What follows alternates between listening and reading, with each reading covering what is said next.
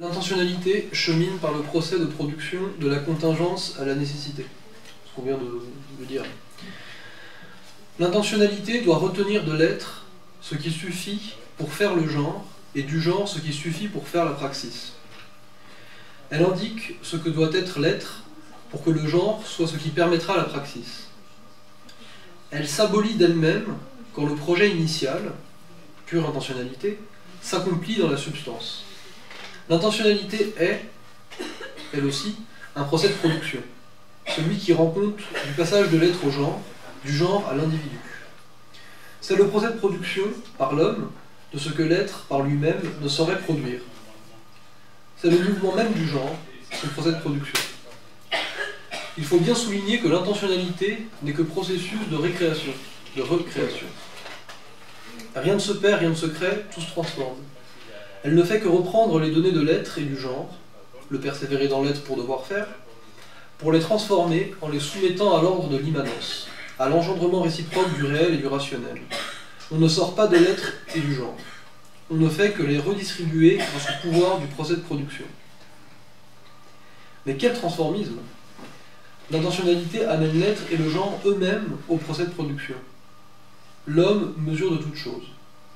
N'est-ce pas une créativité supérieure à celle de la nature que d'emprunter, de récupérer de l'être et du genre pour en faire le champ de réalisation de la praxis, lui apporter ses conditions d'existence?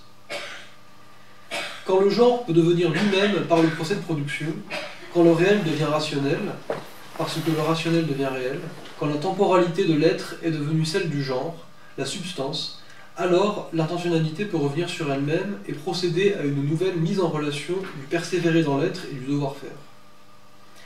Il faut rappeler le principe de la création du genre. C'est une recréation. Il n'y a pas une inventivité, a priori, créativité ex nihilo, mais un devenir qui reprend et répète, interprète les données originelles. Persévérer dans l'être et devoir faire. Petite note. Oui, il y avait une petite note. Sous l'arbre à palabre, cette intentionnalité sagace, sans appareil d'état, celle du conseil des anciens, de leur autorité paisible, à l'ombre du patriarcat, de l'Oedipe de la praxis, de tout ce qui s'accomplira dans le tribalisme planique. Cette intentionnalité s'écoule au cours du temps ontique, matriciel, devenir du devenir, temps immémorial du mouvement perpétuel. C'est le temps parfait de la tribu qui devient selon le temps commun aux ancêtres et à l'être. La répétition du passé étant la certitude de l'avenir, temps d'immanence, du réel et du rationnel, temps suspendu, instant éternel, substance garantie. Les premières phrases sont assez costauds. L'intentionnalité doit retenir de l'être ce qui suffit pour faire le genre, et du genre ce qui suffit pour faire la praxis.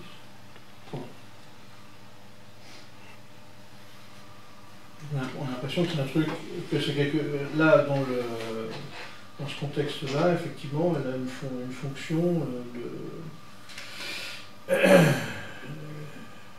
d'assurer, effectivement, de retenir tout ce qui est dans l'être pour effectuer la praxis. Et après, elle indique ce que doit être l'être pour que le genre soit ce qui permettra la praxis.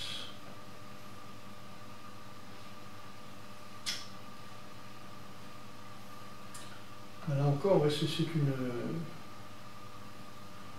un peu la même chose que par rapport à la question et la réponse. Elle ne se définit que par rapport à la praxis, quoi, finalement. L'intentionnalité. Elle n'a pas de... Mais en même temps, c'est ça qui est étonnant, c'est qu'elle indique ce que doit être l'être aussi, quoi. Comme si elle était... Ouais, elle indique ce que doit être l'être. Comme si elle avait un rapport avec l'origine aussi. Non, elle indique ce que doit être l'être, c'est-à-dire comment l'homme doit transformer l'être pour que le genre soit ce qui permettra la praxis, quoi. Comment... C'est comme si elle était aussi contrainte sur l'être aussi. Elle indique ce que doit être l'être. Comme si elle avait l'intentionnalité était aussi une contrainte sur l'être. Ben, elle contraint l'être dans la mesure où elle transforme le monde. Mais l'être, par définition, il est ce qu'il est, quoi. Donc tu peux pas trop le bouger, quoi, mais...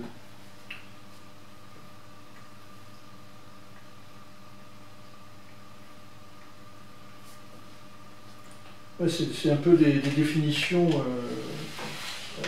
récursives, quoi. C'est-à-dire qu'une fois que l'être a été pensé, c'est plus l'être, quoi. Ouais. C'est un peu ça l'idée, je pense. C'est ça. Donc en fait, quand on dit qu'il faut garder de l'être ce qu'il faut en garder, ça veut dire que on est déjà passé dans la rationalité, en fait. C'est juste ça, je pense. Donc, J'ai l'impression qu'il dit qu'elle a qu'une...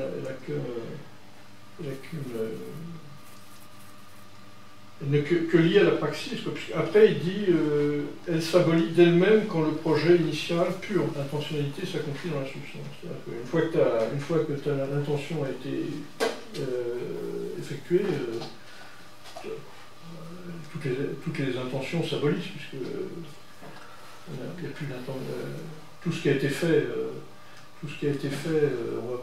On ne traîne pas toutes les intentions qu'on a eues dans notre vie. Je crois que c'est ce qu'il veut dire là, c'est que elle ne dure que le moment de la réalisation du projet. Après, elle s'évanouit, on en garde un souvenir pendant peut-être quelques temps. C'est quelque chose qui s'épuise dans la réalisation du faire, la réalisation du... L'intentionnalité, elle est entretenue par la société. L'intentionnalité, elle semble être construire des institutions, même primaires, donc du coup des rites ou je ne sais quoi, mais qui permettent de donner une vie qui dépasse la vie humaine, qui au moins est à l'échelle de la vie pour cette production, ce qu'il appelle une tribu, quoi, mais qui est une société, quoi. Donc c'est les outils, en fait. Pour l'instant, les traces qu'on a de ces intentionnalités-là, ce sont les outils. Ouais. Outils ou ce que l'anthropologie... En fait, du coup, quelque chose qui m'est apparu quand même intéressant sur l'anthropologie, peut-être, je ne sais pas si j'en ai pu parler avec Thomas, donc je ne sais plus si je vous en ai parlé, mais... c'était le fait que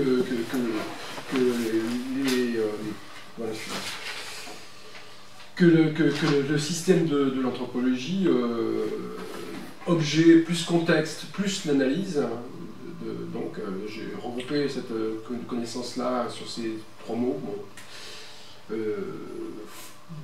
opère une destruction du potentiel d'information. C'est-à-dire que chaque fois qu'on analyse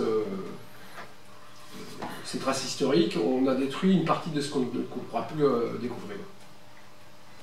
Le système de stratification du temps, etc., fait que c'est notre capacité à connaître qui nous permet de lire ces traces-là des institutions fossiles, on va dire. Donc des intentionnalités fossiles. Oui, mais là je pense que oui, là, effectivement, là, toi tu parles plutôt de l'intentionnalité comme concept. Là, lui, il en parle comme quelque chose de philosophique. Qu'est-ce que c'est que l'intentionnalité dans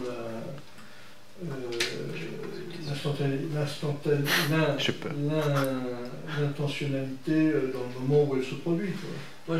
Dans le moment où elle se produit, bon, tu vas allumer un feu, bon, et puis après, le lendemain, tu vas pas...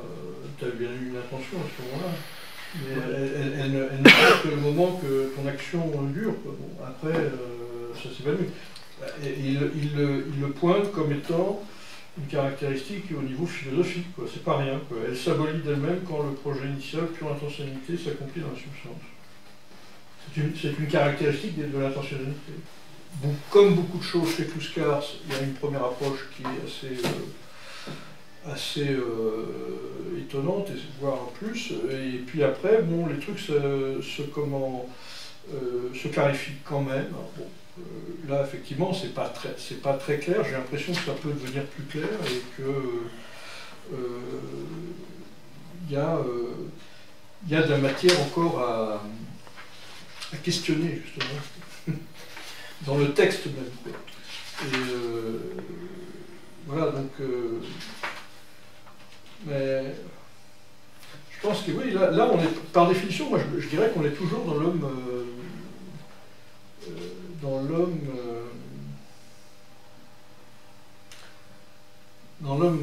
ouais, originel, à travers dans ce passage, là, dans ces passages. Pour moi, le marxisme n'est encore constitué. Le chapitre suivant, là, vers lequel on va aller, en fait, il est la suite vraiment logique de celui-là, quoi. Et on est en plein dans l'intentionnalité. Il reprend un petit peu la problématique en question. Donc peut-être qu'on y verra un peu plus clair en lisant la suite. Moi j'ai envie d'intervenir sur le... C'est la problématique du sens, en fait, comme on a dit, qui est solidaire de l'intentionnalité chez Husserl. Ah bah oui. Voilà. Alors que chez Husserl, c'est pas forcément... Enfin, de ce que je me souviens, c'est pas vraiment comme ça qu'il le pose, quoi. On parle de l'acte de la pensée. Donc, il n'y a pas de... La conscience agit, quoi, en quelque sorte. C'est-à-dire qu'il n'y a pas juste comme ça, une fois qu'on a dit que je pense où je suis, c'est une substance pensante, il faut aller plus loin, donc il faut analyser les catégories a priori de la connaissance kantienne, ça ne suffit pas, donc il faut essayer de voir comment la conscience chemine, comment elle crée ses propres habitudes de conscience. Pour ça, elle chemine progressivement, donc à force de raisonnement, elle finit par ne plus systématiquement faire les mêmes étapes, elle passe directement à un stade supérieur, et donc il y a des habitudes de conscience, donc il y a des structures de la conscience préétablies. Tout ça se faisant en suspendant le monde, parce que c'est ça, Husserl, ça suspend le monde, donc on s'intéresse vraiment au contenu de la conscience. Et donc l'intentionnalité, ça désigne ça. Ça désigne le fait qu'un jugement est quelque chose d'actif. L'idée qu'une fois qu'une intentionnalité a atteint son but, c'est pas qu'elle s'annule, c'est qu'en fait elle est intégrée de telle sorte qu'en fait elle fait partie d'un complexe et qu'on n'y revient plus en tant que tel. Mais ça, c'est ce qui fait, si je me souviens son nom, je crois que c'est dans la troisième méditation d'ailleurs, dans la troisième méditation cartésienne sur les 5, il explique ce que c'est justement que l'habitus. Moi j'étais très étonné quand j'avais lu ça, j'avais jamais lu ça, et j'ai découvert qu'en fait c'est le premier en fait à avoir parlé du concept d'habitus en fait. Je me dis tiens, peut-être avec une voix complètement différente, mais il y a des habitudes de la conscience, parce qu'en fait elle veut penser en fait la conscience. Elle veut sa propre progression, et donc après elle arrive à des stades progressifs d'élaboration de ses propres contenus. Ce qui fait qu'après, elle ne peut pas toujours repartir du début, quoi. Il faut bien qu'elle progresse par stade. Et donc de ce point de vue-là, effectivement, il y a des habitudes, etc. Après, il y a tout un débat, enfin toute une espèce de typologie de ce genre d'habitude-là de la conscience. Donc c'est assez intéressant, parce que moi je ne me serais pas forcément attendu à ça, mais du coup, là, dans ces cas-là, effectivement, on comprend ce que c'est qu'une intentionnalité qui peut être consommée. Mais après, ramener ça non plus dans les structures de l'entendement ou de l'esprit du jugement, en gros. Plus dans les typologies du jugement, mais dans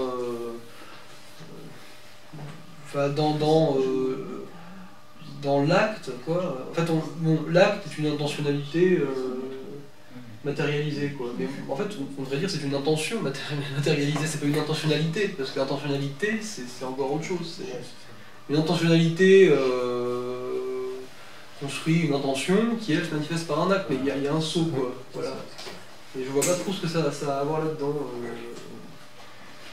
Je vous avais dit au tout début de l'année, moi je pensais vouloir lire un peu Husserl parce que ça m'interrogeait un peu, je me disais ce mot-là il ressort tout le temps et puis c'est quand même un mot qui est bien dénoté, donc je voulais effectivement, et j'ai bien eu raison parce que du coup je vois pas ce que ça veut dire. En voulant éclairer, je me retrouve encore plus. Intentionnalité, ça ne voudrait pas dire une tendance à mettre en œuvre des intentions d'une manière soutenue, persistante. Ce serait pas ça, intentionnalité. Si une intention, c'est ce qui met une idée en acte. Bah, pour moi, l'intentionnalité produit des intentions qui se matérialisent, qui engendrent des actes. Intentionnalité, donc d'une part, bon, ce qui est vrai, c'est que Kluskar et Traducteur surtout critique la notion d'intentionnalité chez Husserl parce qu'elle évacue totalement la notion d'activité. C'est-à-dire que c'est une pure conscience, effectivement, qui se met entre parenthèses, en suspens, les toqués, etc. Et c'est sa méthode d'investigation de la conscience, en faisant abstraction totalement de l'activité. Donc, pour Traductao, il en a fait un bouquin, je crois que c'est l'objet du livre. Hein, donc, et Kruskar également, c'est une critique par rapport à ça.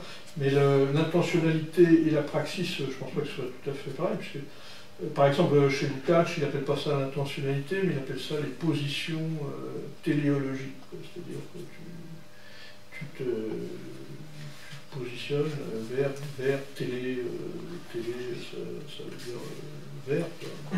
Il y a tout un ensemble de réflexions qu'il fait donc, sur la centralité de l'activité. Alors, par exemple, qu'est-ce que, par exemple, quand tu dis je vois un arbre, pour lui, pour Traductao, en fait, c'est l'ensemble. Qu'est-ce qui fait que tu as l'image de voir un arbre, par exemple? Lui, il dit que c'est l'ensemble des inhibitions d'action que tu as quand tu tournes autour d'un arbre. C'est-à-dire que tu te fais ressentir. C'est-à-dire que l'ensemble des actions, si tu veux, que tu aurais faites si tu tournais autour de l'arbre, c'est ces mêmes actions, mais inhibées. D'accord. L'ensemble de ces inhibitions de l'action te donnant l'image, pour lui, hein, c'est ça. Donc c'est très, tu vois, c'est bien lié à l'action. Il y a peut-être d'autres choses. Mais où est-ce que j'ai mis ce truc? Il est là, il est là. Ah, il est là. Voilà, il est là. Ouais, bon, et puis des choses intéressantes aussi sur la.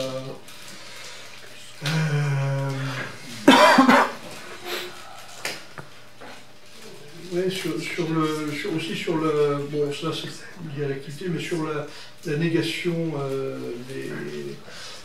Bon, on sait que pour Spinoza, hein, je crois que toute affirmation est une négation. Et lui, il montre des choses comme quoi toute affirmation, c'est le contraire, plutôt. Toute affirmation est une négation. En niant quelque chose, tu affirmes. Et bon, il y a des choses qui sont intéressantes comme ça, et par ailleurs, il a une critique, mais ça je l'avais déjà lu, je ne veux pas vous la relire, sur qui rejoint la critique de Kruskar par rapport au cogito cartésien. Donc, qui me paraît, alors ça c'est ce que j'ai en mémoire, hein, mais je n'ai pas une mémoire terrible, donc par contre je sais que tout l'ouvrage, si tu veux, tourne autour de ça, quoi, autour de la prégnance de l'activité. Contrairement à la suspension, contrairement à l'époquée, contrairement à la suspension du monde, en fait, ça veut dire qu'il serait plutôt pour remettre justement le monde concret au centre de la formation. De parce que la suspension du monde, ça veut dire que tu as une pure conscience et qui est détachée de tout. Tu te suffit, c'est idéaliste, quoi. Il suffit à soi, ça sera repris par Heidegger. Là, au contraire, Kruskar comme Traductao montre que c'est un raccourci tout à fait inacceptable pour un marxiste, étant donné qu'on sait que avec Marx, la centralité du procès de production en anthropologie, donc, et il revisite Husserl via Marx, quoi, là c'est le titre qu'on a rajouté pour être plus clair, de Husserl à Marx, phénoménologie husserlienne et matérialisme dialectique marxiste, et je crois que c'est tout à fait fécond et complémentaire par rapport à ce que dit Kruskar. L'intentionnalité, l'intentionnalité, c'est pas la praxis. Ah non, l'intentionnalité, c'est pas la praxis. C'est pareil, chez Marx, l'architecte qui a l'intention de construire, ou de faire construire plus exactement, parce que Il peut avoir, là c'est le traducteur, le critique, c'est plutôt le maçon, qui a l'intention de construire la maison, c'est pas pour ça que la maison est construite. Oui, mais c'est l'intention, c'est pas l'intentionnalité. L'intentionnalité, oui, d'accord, non mais l'intentionnalité... C'est pas pour jouer sur les mots, c'est que voilà, c'est... Ouais. Pas bon. Oui, bah après, c'est toute la séquence des actes qui fait que une maison se construise par un maçon, d'aller chercher du ciment, la truelle, etc. Donc, après, c'est des intentions qui sont concaténées, quoi. Mais elles s'abolissent dans le projet, dans ce sens-là, à mon avis, dans la mesure où, à partir du moment où tu as réalisé l'intention de mettre un parpaing, le projet, à ce moment-là, ton intention s'abolit, parce qu'il faut que tu remettes du ciment pour remettre un parpaing, etc. D'accord. Je sais pas. L'intentionnalité se développe dans un procès de production finalisé. Ouais, ça, je ne comprends pas. Je crois. Eh bien, c'est intéressant. Ouais, alors, qu'est-ce que tu comprends? Quelle page, s'il vous plaît?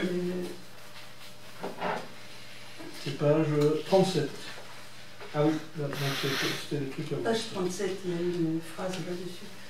Alors, où est-ce qu'il venait? Page 37, ah oui, c'est à peu près la... Ces idéologues, mais en cause. Oui. Ces idéologues font... Alors, ces idéologues, oui, donc ils parlent des comment... sans doute de Heidegger et puis Strauss.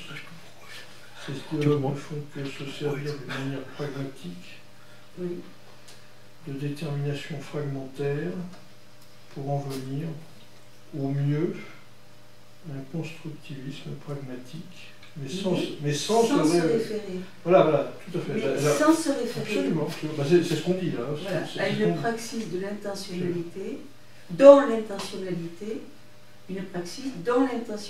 se développe en un procès de production finalisé, tout à fait. en une existence qui s'achève en son essence en un être social. Oui, c'est ça. Il critique, si tu veux, ceux qu'il appelle les idéologues, c'est Heidegger, Lévi-Strauss, etc. Comme des gens qui font un petit constructivisme avec des concepts, là, mais qui ne se réfèrent pas à la praxis. Donc qui court-circuite et qui évacue totalement la praxis, comme tous les penseurs. L'intentionnalité qui se développe en un produit de production finalisé. L'intentionnalité qui se développe en un procès de production. Oui, qui se développe. L'intentionnalité, ce n'est pas le procès de production, mais son développement produit quelque chose de finalisé. En un procès de production finalisé. L'intentionnalité, là, est un attribut de la praxis. C'est quelque chose qui appartient à la praxis. Absolument. La praxis dans l'intentionnalité. C'est ça. C'est-à-dire qu'en dehors, tu ne vois pas l'intentionnalité, c'est pas de praxis. Enfin, alors du coup, est-ce que c'est Traductao qui fait ce lien ça, c'est Kouska. Non, ce que je veux dire, ouais, donc il y a quelque chose sur cette question de l'intentionnalité. Alors bon, ça, moi je l'ai lu il y a longtemps, hein, mais donc il faudrait le relire, je pense qu'il en parle énormément. Je pense qu'il montre effectivement que l'action est toujours là, ne serait-ce que dans le truc de l'art. Mais justement, il y a quelque chose qui est en amont de la praxis, apparemment, qu'il appelle intentionnalité, si je comprends bien, c'est ça? Ben oui. Et donc ce mot lutte avec cette notion chez Husserl, c'est ça? Lui, il en réfère qu'à la seule conscience, d'après ce que j'ai compris, quoi, pour cerner ce concept d'intentionnalité, alors que Kluskar ou Traductao montrent effectivement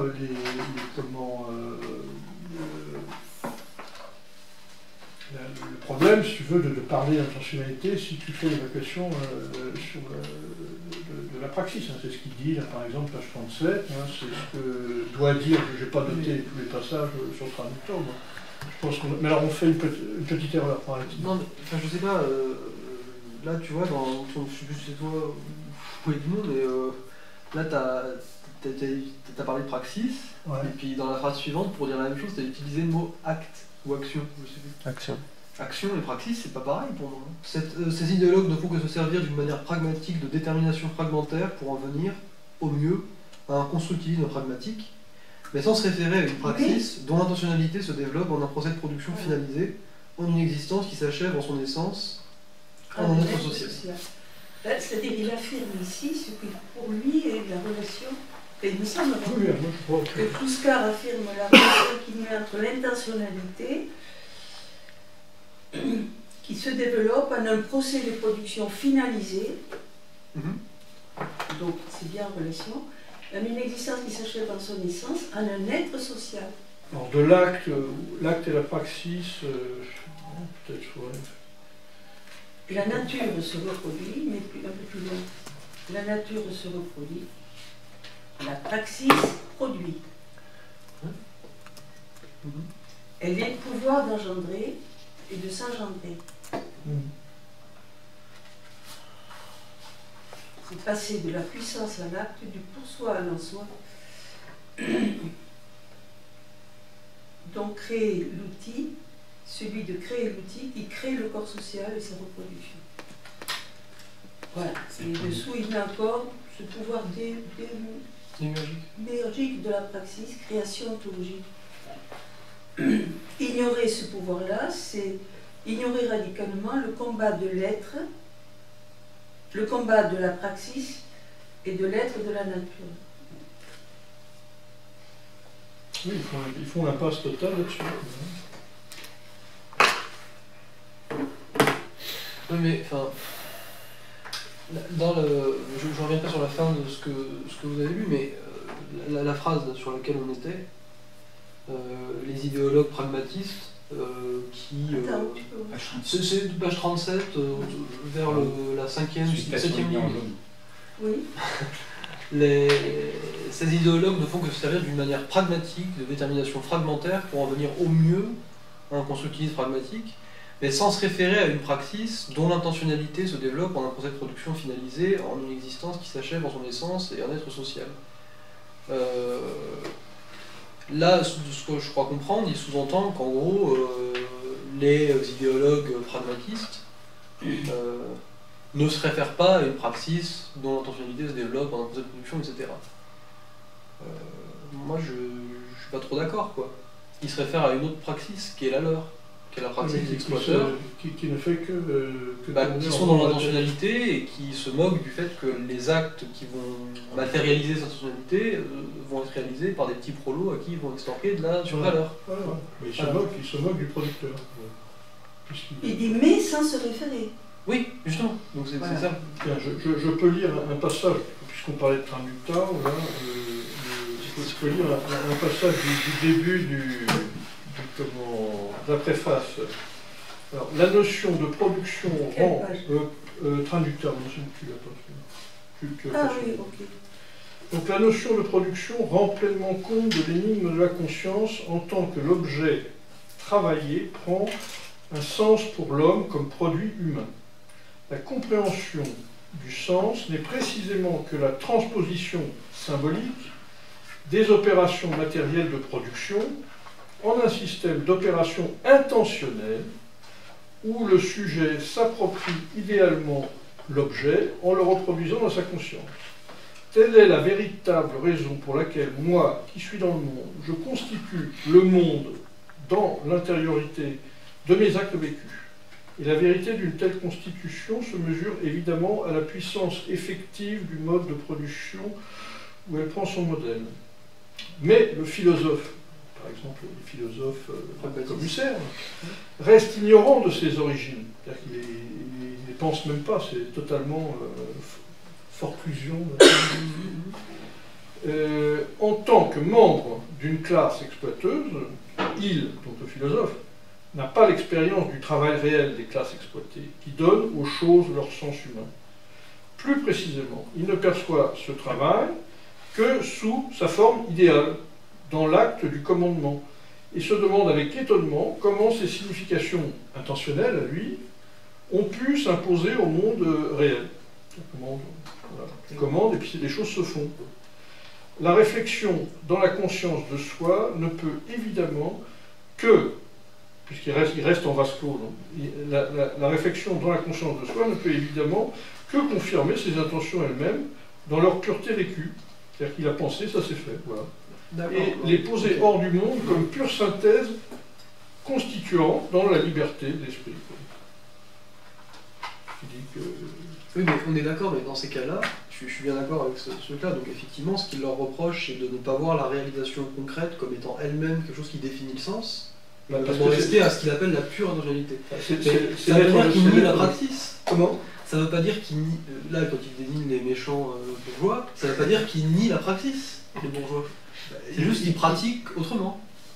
C'est juste que ça les gêne pas de refiler ça aux esclaves.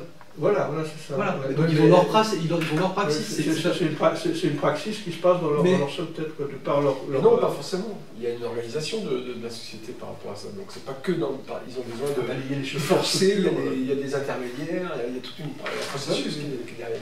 il y a des Donc il y a une choses- praxis pour pouvoir forcer, il faut payer un maton qui tient le fouet.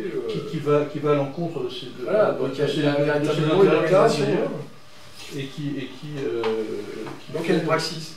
Voilà. Il y a une praxis. Non, Ah bah si, il y en a une.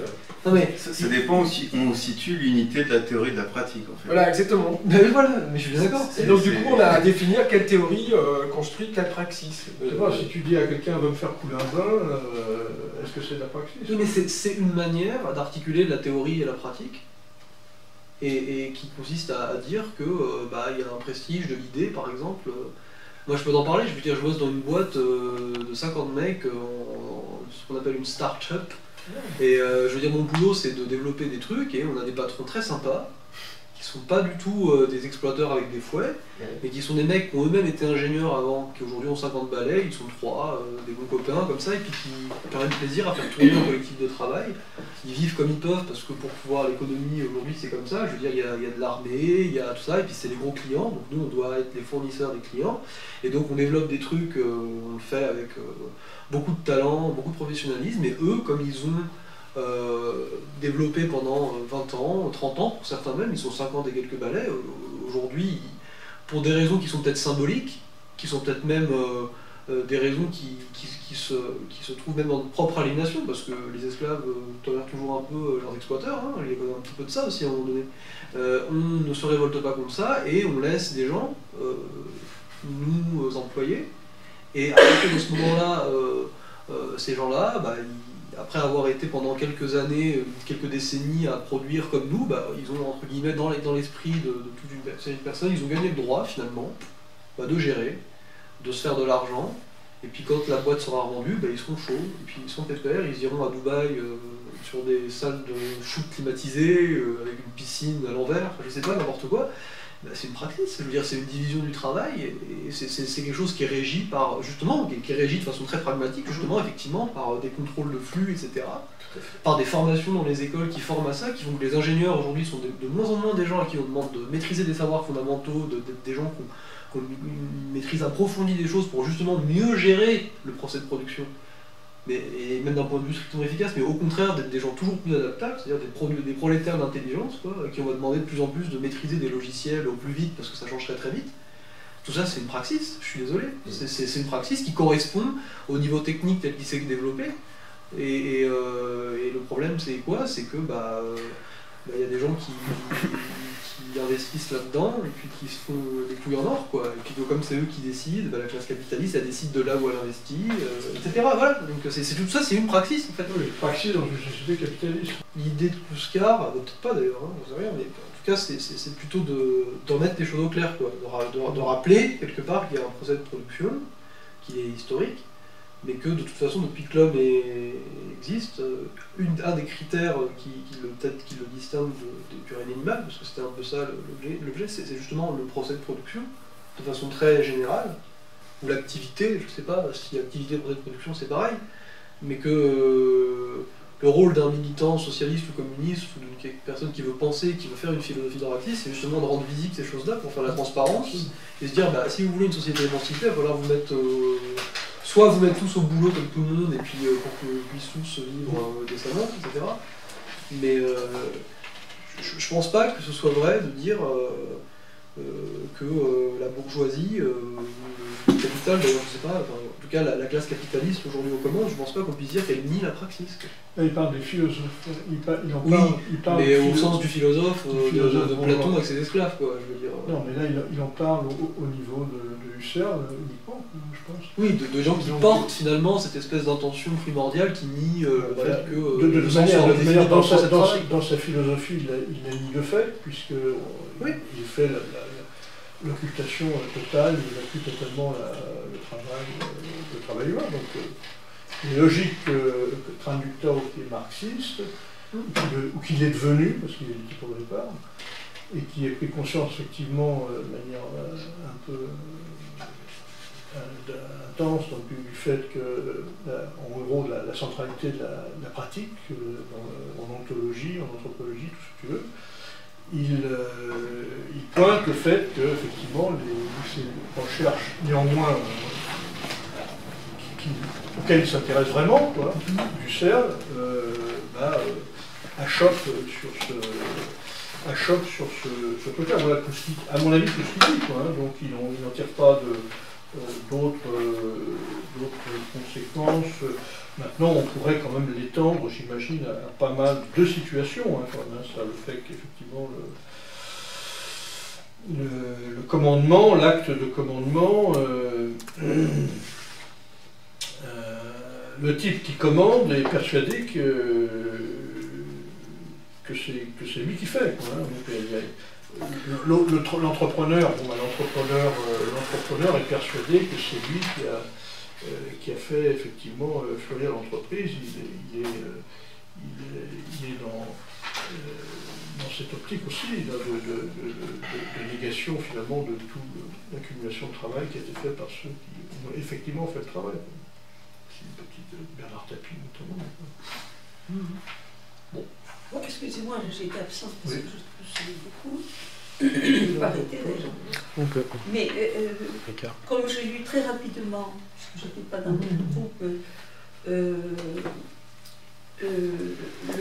la page 34, la praxis et l'évolution, 30 et 35, est-ce que, alors, question naïve, excusez-moi, Kouskar, pour lui, quand il dit la praxis comme valeur ajoutée, est-ce que c'est une critique ou est-ce que c'est une... Est-ce que là, pour lui, la praxis sort de...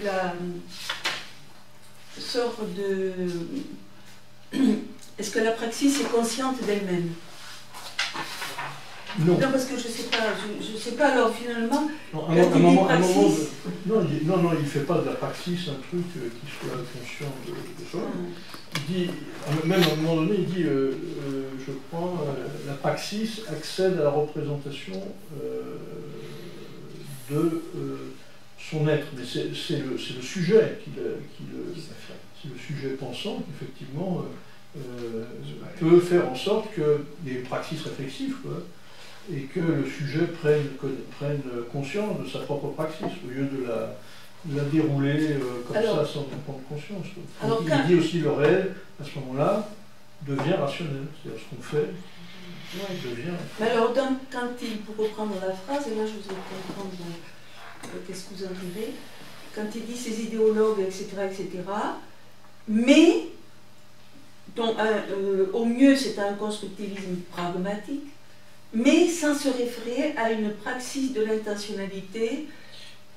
Alors, il le dit en critique ou il le dit en prenant pour lui cette réflexion? Je sais pas si non, c'est une critique, ça. Il critique, si tu veux, ces idéologues qui ne prennent pas en compte l'intentionnalité, la praxis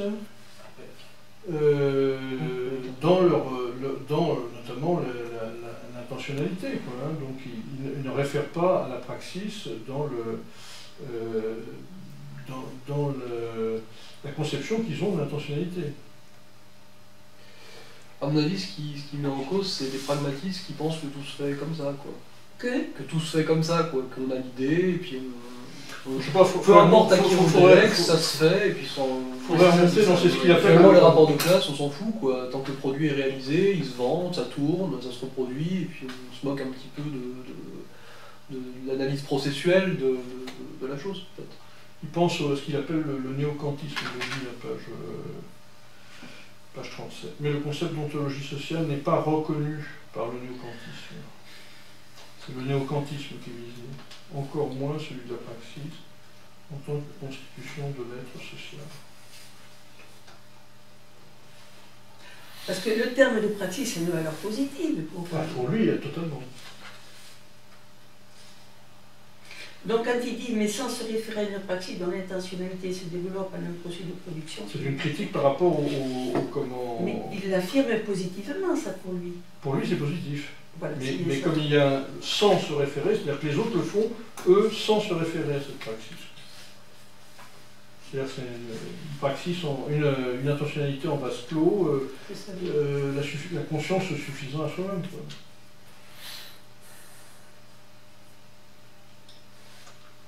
C'est-à-dire que, en fait, c'est sur deux ordres différents. Il y a la praxis est première dans toute chose. C'est ce que le livre qu'on a publié. Oui, c'est positif, voilà. c'est fondamentalement positif. C'est fondamentalement positif, mais ce qu'ils disent, c'est faisons une société qui fasse la transparence sur cette praxis-là pour mieux vivre ensemble. Donc c'est à la fois descriptif, c'est-à-dire strictement descriptif en termes d'analyse anthropologique de la société, et aussi axiologique, quand il s'agit du coup de dire, bah oui, nous on est dedans, et il s'agirait qu'on fasse la philosophie de notre praxis, quoi, en gros. Là où d'autres gens font comme s'ils s'en foutaient, alors qu'ils savent très bien qu'en fait ils ont une praxis et qu'ils veulent l'invisibiliser pour continuer de dominer. Moi c'est comme ça que je le comprends, parce que les deux sont possibles. Donc à remonter en amont... Mais c'est le même problème que par rapport au travail. Est-ce qu'un militant communiste, il veut... Fais gaffe à ce que tu vas dire. Est-ce qu'un militant communiste veut abolir le travail, ou est-ce qu'il veut libérer le travail du capitalisme, capitaliste? Dans un cas, on fait du travail en invariant, et dans ces cas-là, on veut émanciper le travail du capitalisme, ou on fait du travail une catégorie du capitalisme, et dans ces cas-là, on veut libérer l'activité humaine du travail, qui est la modalité capitaliste de l'exploitation de l'activité humaine. Voilà. Est-ce que je pourrais apporter une situation que j'ai vécue et qui pose la question de l'intentionnalité, de quelle intentionnalité? Bien sûr. Parce que j'essaie de voir. Quand je suis... Je peux le dire? Bien sûr, évidemment. Quand je suis arrivée au Tchad avec mon mari, il y a fort longtemps, une quarantaine d'années, j'étais professeure de mathématiques dans une école normale d'instituteurs, c'est-à-dire un lieu de formation des instituteurs. Donc j'avais des étudiants. Bon, j'arrivais là-bas, j'avais été prof dans le secondaire, pas par rapport à des contenus de primaire, mais toujours avec le souci de faire comprendre ce que j'enseignais. J'enseignais en maths, ceci ou cela, mais ce qui m'importait, c'est que ces étudiants comprennent pourquoi, quand on fait ceci, c'est à cause de quoi, etc. Bon. J'enseignais pour la première fois à des étudiants africains, noirs. J'en avais 40. Au bout de 2-3 semaines, j'arrive un jour en cours, dont ils étaient tous là. Il y avait quelques femmes, mais rares, toujours des femmes tchadiennes. J'arrive, il y avait un grand silence, donc je vous dis la situation que j'ai vécue. Il y avait un grand silence, d'habitude ça papote, hein, comme partout, quoi. Fait, je veux dire, donc j'arrive dans la classe, je vais jusqu'à la table, ma table de prof où je posais mes affaires. Dans un grand silence qui m'étonne, donc pas de papotage, et puis il y en a un qui se lève solennellement, pas qui se lève comme ça, mais qui se lève solennellement, je ressens ça, et qui me dit « Madame, nous avons quelque chose à vous dire ». Je sentais que c'était en effet solennel. Donc je dis « Je vous en prie ». J'étais même pas assise, j'étais debout. Et il me dit « Madame, vous êtes un mauvais professeur ».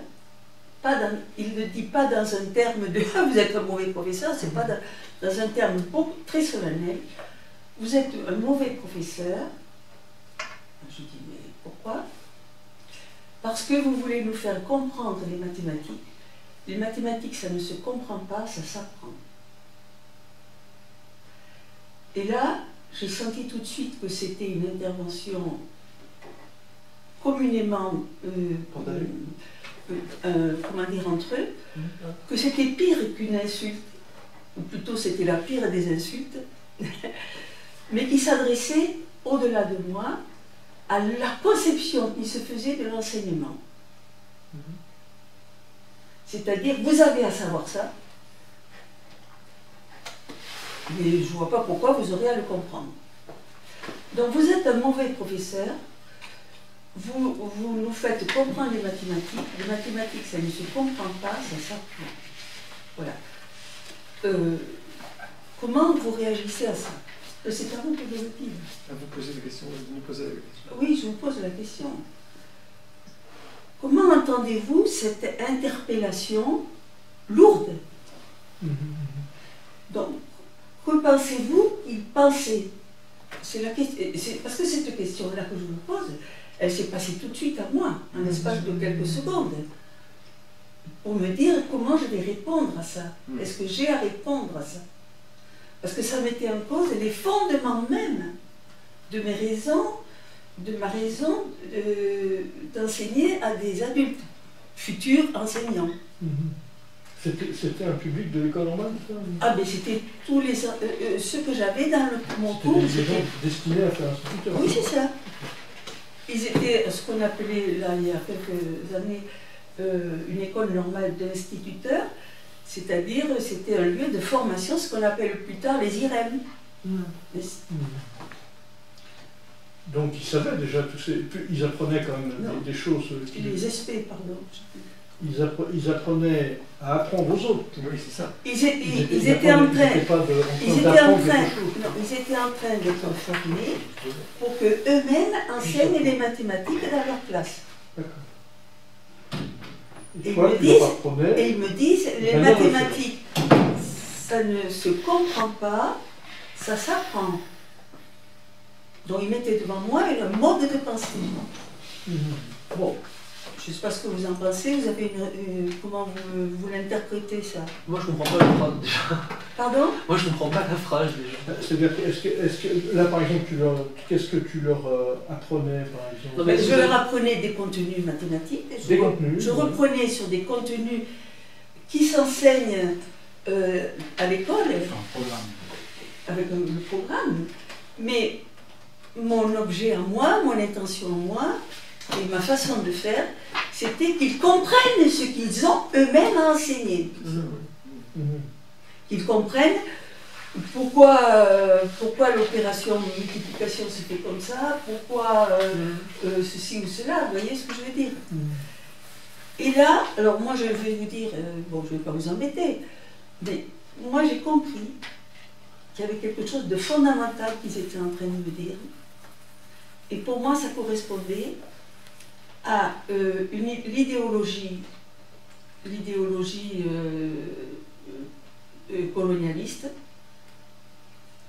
c'est-à-dire vous avez à faire apprendre aux enfants quelque chose, c'est pas nécessaire que vous le compreniez, l'essentiel c'est de savoir qu'est-ce que vous avez, voilà, quand on fait ça, il faut faire ceci, il faut faire cela, etc. Vous voyez ce que je veux dire? Vous voulez dire que vous sentiez dans cette réaction-là, dans le fait de vous faire ce reproche-là, le fait d'être aliéné par la culture coloniale?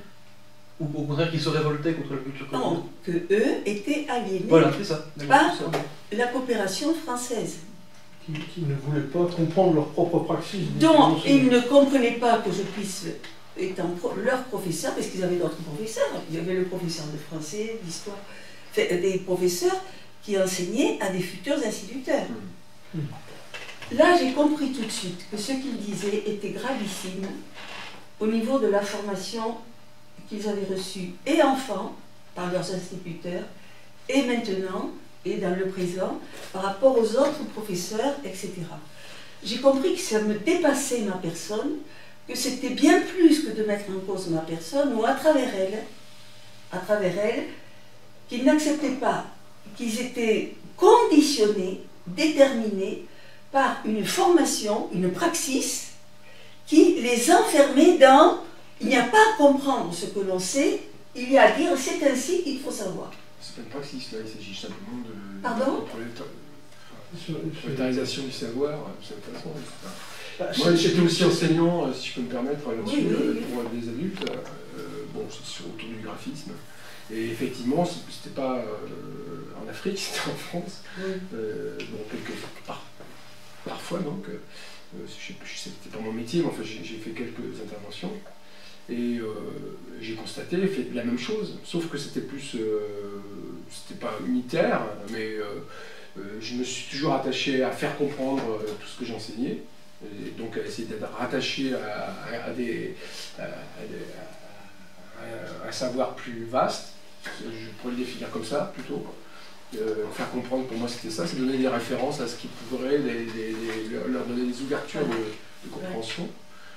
Et j'avais des réactions mitigées. Il y avait des gens qui se comportaient comme ça, qui veulent engranger des capacités. C'est-à-dire, ils demandaient de savoir le comment, et surtout pas le comment, le pourquoi. Ils refusaient d'entrer dans le pourquoi et de se satisfaire seulement du comment. C'est-à-dire qu'ils étaient dans la praxis, mais pas dans la praxis réflexive. Ah mais non, ils faisaient... Alors, si, ils étaient enseignants. Non, parce qu'on vient de dire non, que on vient de parler de praxis, praxis. ils n'étaient pas dans une praxis, ils étaient dans une reproduction d'un faire. C'est pas pareil, activité et praxis, justement. C'est ça, oui. Alors, la praxis... Ils étaient dans le comment on fait. Comment il faut... La praxis des gosses. Comment il faut penser. La praxis des enseignants. C'est le mot magique, praxis. S'il enseigne sans vouloir comprendre ce qu'il fait, c'est une praxis comme une autre. Non. Mais c'est une praxis. Pour moi, ce n'est plus de la praxis. Non, c'est une praxis. Quand tu fais ça, premièrement, tu fais ça, deuxièmement, tu fais ça. Elle n'est pas réflexive. C'est le problème, c'est qu'il se retourne. Oui, mais alors, est-ce que Ploustard peut appeler praxis ce qu'il pensait, ses étudiants? Non, mais là, je pense que... Je peux me permettre, par rapport aux modalités de l'apprentissage, il semble quand même que là, on a une représentation antérieure qui est confrontée à une pratique que tu mets à disposition d'un groupe. Oui, et qui refuse. De la même manière, donc... oui, mais c'est normal, puisque... Aliénation, colonie. Aliénation. Puisqu'antérieurement, par exemple, on a des mômes, ils ont été éduqués dans un modèle d'apprentissage transmissif. Quand on va les retrouver en formation d'adulte. Mais qui est dans le comment? Quand on va les retrouver, quand on va les retrouver en formation d'adulte, ces personnes-là vont... la première chose qu'ils vont faire quand on va leur proposer des situations différentes de celles qu'ils ont connues, c'est de réclamer les situations qu'ils ont connues. Pour eux, c'est pas un apprentissage. Faire de la construction collective, faire de la socialisation, c'est pas pour eux un apprentissage. Pour eux, c'est tout et ce qu'on veut, mais c'est pas de l'apprentissage. Pourquoi? Parce que la représentation de l'apprentissage qu'ils ont, c'est celle qu'ils ont subie, je dis bien subie, quand ils étaient enfants à l'école. Ils vont se retrouver face à un enseignant qui est avec une pédagogie différente, ils vont pas comprendre, quoi. Ils vont avoir l'impression qu'on est en train de les gruger, quoi, quelque part, qu'on leur impose des situations d'apprentissage. C'est l'auto-aliénation. La problématique là, c'est pas tellement les caractéristiques de l'espèce, du genre, pardon, ou l'enseignement, donc le formatage du petit homme pour devenir un membre de la société qui va produire dans la société les caractéristiques humaines, mais on se retrouve bien dans cette problématique-là. Dans la problématique, oui, il y a une praxis qui correspond à une certaine représentation de l'homme et une autre praxis qui correspond à une autre représentation de l'homme. On évoquait il y a 15 jours avec Vygotsky, avec Lemontiev, cette construction, hein, c'est ce que disait Jean-Yves Rochex, on s'est mis à penser, à projeter une nouvelle praxis, quoi, au niveau de la psychologie, de la représentation qu'on pouvait avoir de l'humain et de l'apprentissage. Donc on a développé des nouvelles pratiques, mais ces pratiques, elles sont confrontées au principe de réalité. Le principe de réalité, c'est que ouais, on est aliéné par toutes les pratiques antérieures qui sont en place concrètement aujourd'hui et qui se reproduisent, continuent à se reproduire. Simplement parce que les apprenants les exigent, quoi. c'est pas la seule auto-aliénation, hein. Ne serait-ce qu'au niveau politique, quand une personne te dit ah, bah, il y a toujours eu des riches et des pauvres, voilà, bon, c'est une forme d'auto-aliénation, et quand elle juge quelqu'un qui a une action militante, elle va le prendre d'une manière pas sérieuse, quoi, qui s'occupe de choses qui sont... t'as de l'auto-aliénation, il y en a partout. Mais le fait de me dire vous êtes un mauvais professeur, puis très poliment, enfin, je veux dire, dans le silence approbatif de tous, c'était solennel, quoi. Et donc je ne l'ai pas du tout pris par une espèce d'injure, il y en a marre, vous êtes, etc., je ne sais pas quoi, mais quelque chose de profondément aliéné en eux.